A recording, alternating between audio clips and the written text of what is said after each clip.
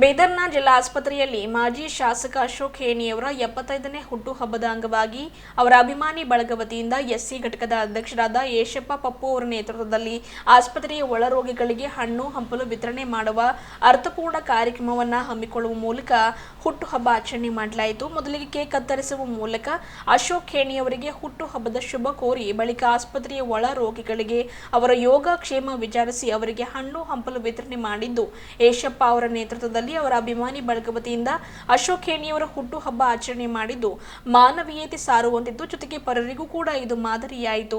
ಈ ಕುರಿತಾಗಿ ಶಿವಕುಮಾರ ಸ್ವಾಮಿ ಬಾವುಗಿ ಅವರು ಮಾತನಾಡಿದರು.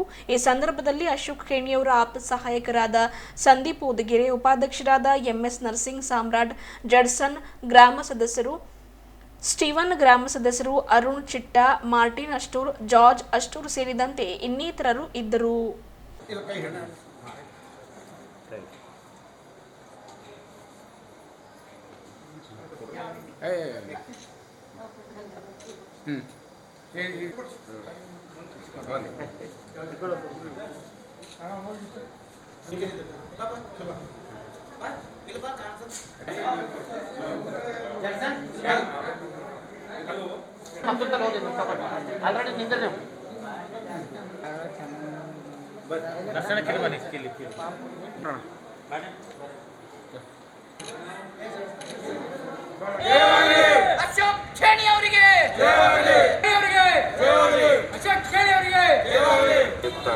ಅವರ ಒಂದು ಆಫೀಸ್ ವತಿಯಿಂದ ಅವರ ಅಭಿಮಾನ ಬಳಗದ ವತಿಯಿಂದ ಈ ಪ್ರೇಮ್ಸ್ ಆಸ್ಪತ್ರೆಯ ರೋಗಿಗಳಿಗೆ ಹಣ್ಣು ಹಂಪಲ ವಿತರಿಸ್ತಕ್ಕಂಥ ಒಂದು ಕಾರ್ಯಕ್ರಮವನ್ನು ತುಂಬ ಮೆಚ್ಚುಗೆ ವ್ಯಕ್ತಪಡಿಸ್ತಕ್ಕಂಥ ಕೆಲಸವಾಗಿದೆ.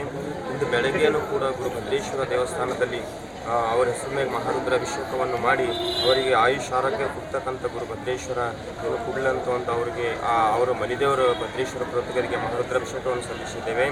ಮುಂದೆ ಬರ್ತಕ್ಕಂಥ ಮುಂದೆ ಬರ್ತಕ್ಕಂಥ ಅವರಿಗೆ ಇನ್ನೂ ಹೆಚ್ಚೆಚ್ಚಿನ ಶಕ್ತಿ ಕೊಡಲಿ ಗುರುಭದ್ರೇಶ್ವರ. ಮತ್ತು ಈ ಜನರಿಗೆ ಏನದ ಅಂತ ಜನರ ಸೇವೆ ಮಾಡ್ತಕ್ಕಂಥದ್ದು ಇನ್ನೊಂದು ಹೆಚ್ಚಿಗೆ ಶಕ್ತಿ ಕೊಟ್ಟು ಗುರುಭದ್ರೇಶ್ವರ ಅವರಿಗೆ ಆಶೀರ್ವಾದ ಮಾಡಲಿ ಅಂತ ಈ ಹುಟ್ಟುಹಬ್ಬದ ಮುಖಾಂತರ ಅವರಿಗೆ ನಾನು ಶರಣಾರ್ಥಿ ಹೇಳುತ್ತೇನೆ.